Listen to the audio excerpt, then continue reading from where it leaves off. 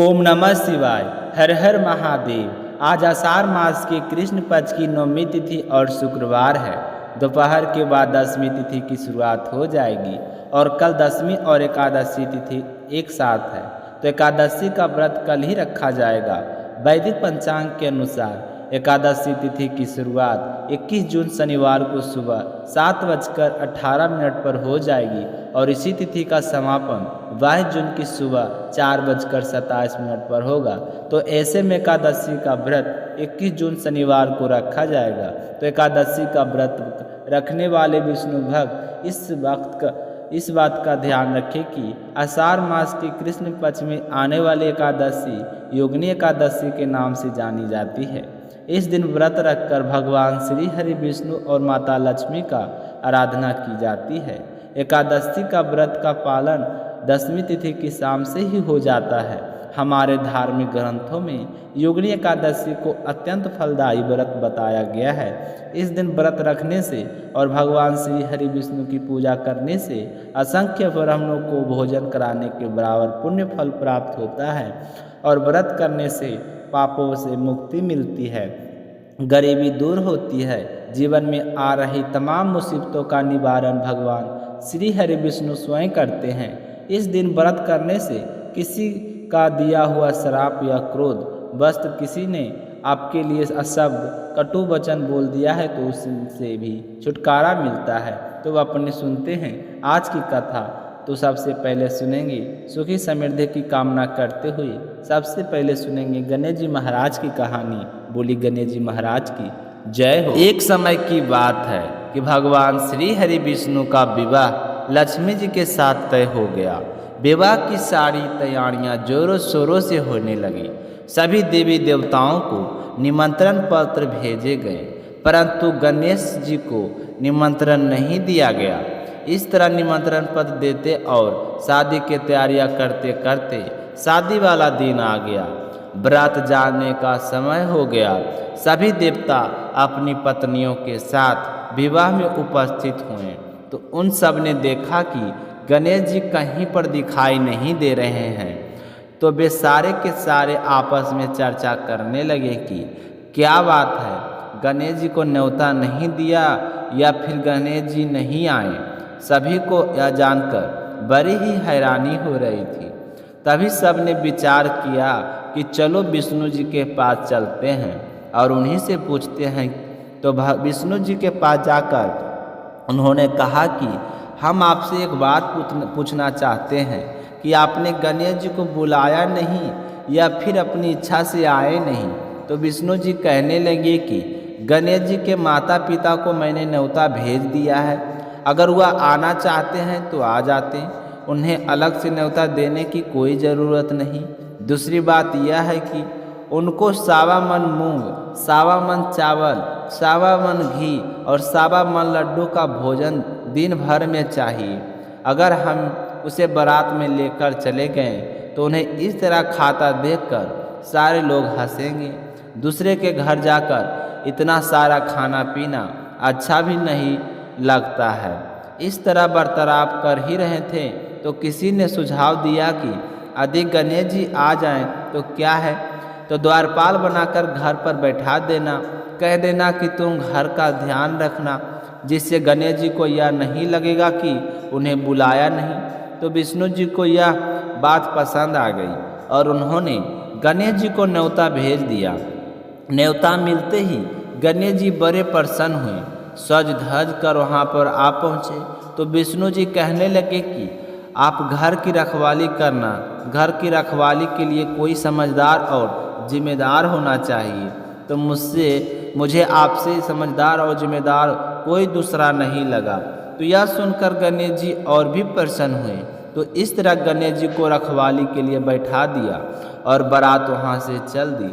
नारद जी ने देखा कि गणेश जी दरवाजे पर बैठे हैं और बारात सारी चली जा रही है।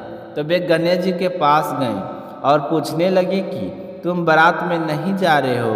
तो गणेश जी भगवान कहने लगे कि मुझे तो घर की जिम्मेदारी दी गई है, कोई समझदार आदमी घर की रखवाली के लिए होना चाहिए, इसलिए मैं तो यहाँ पर रुक गया हूँ। तो नारद जी कहने लगे कि उन्होंने आपका अपमान किया है। विष्णु जी तो आपको बुला ही नहीं रहे थे। सब ने जब पूछा तो कहने लगे कि बड़े बड़े पेट, बड़े बड़े सूढ़, मोटा सारा पेट, मोटा सा कान, यह देखकर लोग हंसेंगे और ऊपर से खाते कितना है। सावा मन लड्डू, सावा मन मुँह, सावा मन घी बारात में ले जाकर मेरे ससुराल वालों को तो बदनामी होगी कि बारात में देखो कैसे कैसे बाराती आए हैं। तो यह सुनते ही गणेश जी बहुत ही दुखी हो गए और नारद जी से कहने लगे कि अब आप ही बताओ कि मैं क्या करूं। तो नारद जी ने कहा कि आप ऐसा करो कि अपनी मुश्क सेना को आगे भेज दो और उनसे कहना कि आगे जाकर सारा रास्ता खोखला कर दे, जिससे उनके वाहन धरती में धंस जाए। इस तरह परेशान होंगे तो वह आपको सम्मान पूर्वक बुलाएंगे, क्योंकि विष्णु जी भूल गए हैं कि आप सर्वप्रथम पूजनीय हैं। तो गणेश जी ने नारद जी के कहते ही अपनी मौसिक सेना को जल्दी से आगे भेज दिया और कहा कि सारी जमीन को खोखली कर देना। तो चूहों ने जैसा गणेश जी ने बोला था वैसा ही किया। जैसा ही विष्णु जी की बारात वहाँ से गुजरने लगी तो रथों के पहियों धरती में धंस गए। लाख कोशिश की परंतु पहिए नहीं निकल रहे थे। सभी ने अपने अपने उपाय किए पर पहिए नहीं निकले, बल्कि उसी में जगह जगह से टूट गए। अब किसी की समझ में नहीं आ रहा था कि क्या किया जाए। उधर शादी का मुहूर्त निकला जा रहा था तो विष्णु जी तो बड़े ही परेशान थे। तब नारद जी वहाँ पहुँचे और कहा कि आप लोगों ने गणेश जी का अपमान करके अच्छा नहीं किया है। यदि उन्हें मना कर लाया जाए तो आपका कार्य सिद्ध हो सकता है और आप पर आया यह संकट भी टल सकता है। तो शंकर भगवान ने अपने दूत नंदी को भेजा तो नंदी गणेश जी को लेकर वहाँ आ गए। गणेश जी का आदर सम्मान के साथ पूजन किया गया। तब जाकर कहीं रथ के पहिए निकले। पहिए तो निकल गए पर वह तो जगह जगह से टूट फूट गए थे। अब उन्हीं सही कौन करे। तो पासी के खेत में एक हाथी काम कर रहा था तो उसे समाचार भेजा कि सारे रथों के पहिए सही कर दो। तो वह अपने खेत का काम छोड़कर कारीगर का सारा सामान लेकर वहाँ आ गया। जैसे ही वह रथ के पास बैठा तो कहने लगा कि श्री गणेशाय नमः। ऐसा कहकर गणेश जी मन ही मन वंदना करने लगा और देखते ही देखते गणेश जी ने सभी पहियों को थोड़ी ही देर में ठीक कर दिया। तो यह देखकर नारद जी ने कहा कि मैं आपसे एक बात पूछना चाहता हूँ कि आपने श्री गणेशाय नमः क्यों कहा। हाथी कहने लगा कि हे देवताओं, आपने सर्वप्रथम गणेश जी का नहीं बनाया होगा और ना ही उनकी पूजा की होगी, इसलिए आप पर यह संकट आया। तो नारद जी विष्णु भगवान से कहने लगे कि हमने ही गणेश जी को सर्वप्रथम पूजनीय बनाया था और आज हम ही भूल गए, तो हमसे मूर्ख और अज्ञानी कौन हो सकता है। तो यह सुनते ही विष्णु भगवान गणेश जी से माफ़ी मांगते हैं और गणेश जी की पूजा करते हैं, उनका ध्यान करते हैं। फिर सारे मिलकर गणेश जी भगवान का जय जयकार लगाते हैं। तो यह सब देखकर गणेश जी बहुत ही प्रसन्न होते हैं और नारद जी भी गणेश जी की ओर देखकर मंद मंद मुस्कुराने लगते हैं और बारात वहाँ से चल पड़ती है। फिर भगवान विष्णु और लक्ष्मी जी का विवाह बड़ी ही धूमधाम से संपन्न होकर सकुशल सारे घर लौट आते हैं। इसलिए कोई भी व्रत पूजा पाठ हो, गणेश जी की भगवान को जरूर याद करना चाहिए। ज़्यादा समय नहीं है तो एक छोटी सी कहानी सुनकर ही शुभारंभ कर सकते हैं। बोलिए गणेश जी भगवान की जय हो। बोलिए श्री हरि विष्णु भगवान के अनंत स्वरूपों की जय हो। पूर्व काल की बात है कि महारथ नाम से प्रसिद्ध एक राजा थे। उन्हें अपने पहले के जन्म में बहुत पुण्य फलों की प्राप्ति की थी, तो उन्हें पुण्य फलों के फलस्वरूप प्रचुर ऐश्वर्य और धन संपत्ति प्राप्त हुई। लेकिन राजा महारथ का ध्यान धन संपत्ति में नहीं था और ना ही वह अपनी प्रजा का ख्याल रखते थे। वे हमेशा विषय भोग में आसक्त रहते थे। तो उन्होंने कुछ समय तक तो राज्य को संभाला, पर उनका ध्यान अपने राज्य में नहीं था। तो उन्होंने अपने मंत्री पर सारा कार्यभार डालकर खुद विषय भोग में आसक्त हो गए। वे ना प्रजा की ओर दृष्टि डालते, ना धन की ओर, धर्म अर्थ का कोई भी काम नहीं देखते थे। उनकी वाणी तथा उनका मन कामनियों की कीड़ा में ही आसक्त था। राजा के पुरोहित का नाम था कश्यप। जब कश्यप पुरोहित जी ने देखा कि राजा तो विश्व में रमते ही जा रहे हैं, बहुत दिन हो गए, फिर भी वह ज़्यादा से ज़्यादा आसक्त हो रहे हैं, उन्हें अपने कर्तव्य याद नहीं है कि वे राजा हैं, उन पर प्रजा की जिम्मेदारी है। तो राजा को क्या क्या कार्य होते हैं, प्रजा को संभालना चाहिए, प्रजा के पिता है, पर यह तो दिन ब दिन विषय भोग में ज़्यादा से ज़्यादा आसक्त हो रहे हैं। तो पुरोहित जी इस तरह विचार करते हुए मन में सोचने लगे कि मैं इनका गुरु हूँ, और जो गुरु मोहबस अपने राजा को अधर्म से नहीं रोकता, वह भी पाप का भागी होता है। अतः मुझे अपने राजा को एक बार अवश्य समझाना चाहिए। अगर मेरे समझाने पर राजा मेरे वचनों की अवहेलना करेंगे तो मैं निर्दोष हो जाऊंगा, क्योंकि मैंने तो मेरी तरफ से पूरी कोशिश की है। उस दशा में तो राजा ही सारे दोषों का भागी बनेंगे, पर राजा को एक बार समझाना मेरा फर्ज है। तो इस तरह मन में विचार करके कश्यप पुरोहित जी राजा के पास गए और राजा से कहने लगे कि हे राजन, मैं तुम्हारा गुरु हूँ, अतः धर्म और अधर्म से युक्त मेरे वचनों को सुनो। राजा के लिए यही सबसे बड़ा धर्म है कि वह गुरु की आज्ञा में रहे। गुरु की आज्ञा का आंशिक पालन भी राजाओं की आयु, लक्ष्मी और कीर्ति को बढ़ाने वाला होता है। हे राजन, तुमने दान के द्वारा कभी भी ब्राह्मण को तृप्त नहीं किया, कभी भी आपने भगवान श्री हरि विष्णु की आराधना नहीं की, कोई व्रत नहीं किया, तपस्या या तीर्थ भी नहीं किया। हे राजन, कितने दुख की बात है कि तुमने काम के अधीन होकर कभी भी भगवान के नाम का स्मरण नहीं किया। आपके पास सब कुछ होते हुए भी आपने कभी दान नहीं किया। अपनी प्रजा के हालचाल पूछना तो दूर, आपने कभी प्रेम से उनकी तरफ देखा भी नहीं। हे राजन, अबलाओं की संगत में पड़कर विद्वानों की संगति नहीं की। जिस व्यक्ति का मन स्त्रियों ने हर लिया है, उसे अपनी विद्या, तपस्या, त्याग, नीति तथा विवेकशील से क्या लाभ हुआ है। तुम्हारे पास सब कुछ होते हुए भी तुम्हारे पास कुछ नहीं है। तुम्हारा चित्त हर समय विषयों की ओर लगा रहता है। हे राजन, एकमात्र धर्म ही सबसे महान और श्रेष्ठ है। एक धर्म एक ही ऐसी चीज है जो मृत्यु के बाद व्यक्ति के साथ जाती है। शरीर के उपभोग में आने वाली अन्य जितनी वस्तुएं हैं, वे सब यहीं पर नष्ट हो जाती है। धर्म की सहायता से ही मनुष्य दुर्गति से पार होता है। हे राजन, क्या तुम नहीं जानते कि मनुष्य के जीवन का विलास जल ही उताल तरंगों का सामान, चंचल और अनित्य है, जिनके लिए विनय ही पगड़ी और मुकुट है, सत्य और धर्म ही कुंडल है तथा त्याग ही कंगन है। उन्हें जड़ आभूषणों की क्या आवश्यकता है। मनुष्य के निर्जीव शरीर को काट और ढेले के समान पृथ्वी पर फेंक के उसके बंधु बांधव मुँह फेर कर चल देते हैं। केवल धर्म ही होता है जो व्यक्ति के पीछे पीछे जाता है।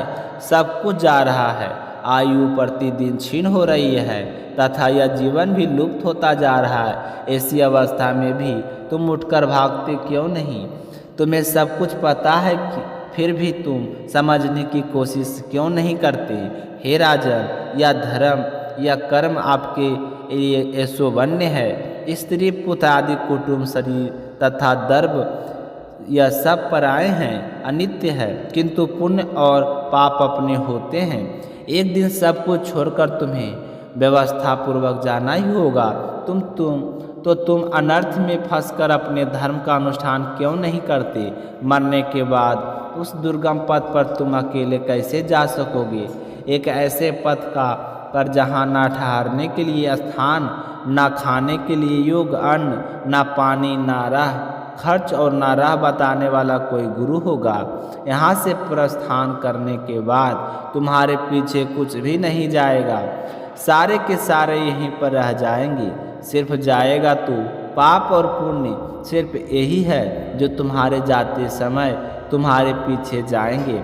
अतः हे राजन, तुम आलस्य छोड़कर वेदों तथा स्मृतियों में बिताए हुए देश और कुल के अनुरूप हितकार कर्म का अनुष्ठान करो, धर्म मूलक सदाचार का सेवन करो, अर्थ और काम भी आदि धर्म से रहित हो तो उनका परित्याग कर दो।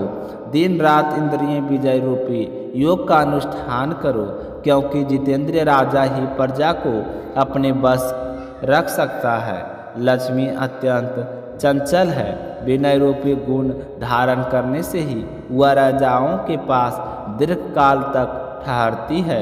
जो अत्यंत कामी और घमंडी है, जिनका सारा कार्य बिना विचारे ही होता है, उन मूर्छिता राजाओं की संपत्ति उनकी आयु के साथ ही नष्ट हो जाती है। व्यसन और मृत्यु, इनमें व्यसन को ही कष्टदायक बताया गया है। व्यसन में पड़े हुए राजा की अधोगति होती है, और जो व्यसन से दूर रह करता है वह स्वर्गलोक में जाता है। व्यसन में दुख विशेषत काम से ही उत्पन्न होते हैं। अतः काम का परित्याग करो। पापों में फंस जाने पर वैभव एवं भोग स्थिर नहीं रहते, वे शीघ्र ही नष्ट हो जाते हैं। चलते, रुकते, जागते और सोते समय भी जिस कृताक विचार का संलग्न नहीं रहता, वह जीते जी मेरे समान विद्वान पुरुष विषय चिंता छोड़कर समतापूर्ण स्थित एवं व्यवहारिक युक्ति से परमार्थ का साधन करते हैं। जीव की बालिक की भांति चंचल होता है, ऐसा उसे बलपूर्वक काम लेना चाहिए, ना कि उसे खुला छोड़ देना चाहिए। जिस तरह बालक सही और गलत हर चीज़ के लिए मनमानी करता है, पर उसके माँ बाप का फर्ज होता है कि वह उसे सही मार्ग की ओर अग्रसर करे, ना कि उसकी सही और नाजायज मांगों को पूरा करे। तो हे राजन, धर्म के तर्कदर्शी वृद्ध पुरुषों की बुद्धि का सहारा ले, पर बुद्धि के द्वारा अपने कुपथ गर्मित को बस में कर लो। लौकिक धर्म, मित्र भाई बंधु, हाथ पैरों का चलना, देशांतर में जाना, शरीर से कलेश उठाना तथा तीर्थ के लिए यत्न करना आदि कोई भी परम पद प्राप्ति में सहायक नहीं है। केवल परमात्मा के मन लगाकर उनका नाम जाप करने से ही उस पद की प्राप्ति होती है। अतः हे राजन, विद्वान पुरुष को उचित है कि वह विषयों को परिवर्तन हुए को रोकने के लिए यत्न करे। यत्न से वह अवश्य ही अपने वंश में हो जाता है। यदि मनुष्य मोह में पड़ जाए, स्वयं विचार करने में असमर्थ हो जाए, तो उसे विद्वान पुरुषों के पास जाकर प्रश्न करना चाहिए। वे पूछने पर यथोचित कर्तव्य का उपदेश देते हैं। कल्याण की इच्छा रखने वाले हर एक उपाय से काम और क्रोध का निग्रह करना चाहिए, क्योंकि वे दोनों कल्याण का विघात करने के लिए उद्यत रहते हैं। हे राजन, काम बड़ा बलवान है, वह शरीर के भीतर रहने वाला महान दुश्मन है। श्रेय की अभिलाषा रखने वाले पुरुष को कभी भी उसके अधीन नहीं होना चाहिए। अतः विधि पूर्वक पालन किया हुआ धर्म ही सर्वश्रेष्ठ है। इसलिए तुम धैर्य धारण करके धर्म का आचरण करो। यह श्वास बड़ा चंचल है और जीवन उसी के अधीन है। ऐसी स्थिति में भी कौन मनुष्य धर्म के आचरण में विलंब करेगा। हे राजन, जो वृद्ध अवस्था को प्राप्त हो चुका है, उसकी ताक भी इन निषिद्ध विषयों की ओर से नहीं हटता। किंतु दुख की बात यह है कि हे पृथ्वीनाथ, इस काम के मोह में पड़कर तुम्हारी सारी उम्र व्यर्थ ही बीत गई। हे राजन, अब भी समय है कि तुम अपने को हित के साधनों में लगा लो। राजन, मैं तुम्हारे लिए सर्वहित की बात करता हूँ, क्योंकि मैं तुम्हारा पुरोहित हूँ और तुम्हारे भले बुरे कर्मों की भागी भी हूँ। मनुष्यों ने ब्रह्म हत्या, सुरापान, चोरी, गुरु पत्नी गमन आदि महापतक बताएं। उनमें से मनुष्यों द्वारा मन, वाणी और शरीर से भी जो प्राप्त पाप हुए हैं उन्हें वैशाख मास समाप्त कर देता है। जैसे अंधकार का नाश करता है, उसी प्रकार वैशाख मास पापी रूप महान अंधकार को सर्वथा नष्ट कर देता है। इसलिए हे राजन, तुम विधि पूर्वक वैशाख के व्रत का पालन करो। जो मनुष्य पूरे विधि विधान से वैशाख मास का अनुष्ठान करता है तो अनुष्ठान के पुण्य प्रभाव से जन्मों भर के किए हुए घोर पापों का परित्याग करके मनुष्य परम धाम को प्राप्त होता है। अतः हे राजा, तुम भी इस वैशाख मास के प्रातः स्नान करके विधि पूर्वक भगवान मधुसूदन की पूजा करो। जिस प्रकार कूटने छाटने की क्रिया से चावल की भूसी छूट जाती है, मांजने से तांबे की कलिक मिट जाती है, उसी प्रकार शुभ कर्म का अनुष्ठान करने से मनुष्य का अंतकरण का मल धुल जाता है। तो यह थी आज की कथा। आप सभी श्रोताओं को सुनकर कैसा लगा कमेंट करके ज़रूर बताइएगा। साथ ही अभी तक अगर आपने शीला भक्ति स्टोरी चैनल को सब्सक्राइब नहीं किए हैं तो चैनल को सब्सक्राइब ज़रूर कीजिएगा, क्योंकि आने वाली हर कथा आपको का सबसे पहले नोटिफिकेशन प्राप्त होगी। तो मिलते हैं अगली वीडियो में, तब तक अपना ख्याल रखिएगा। जय श्री कृष्णा, राधे राधे।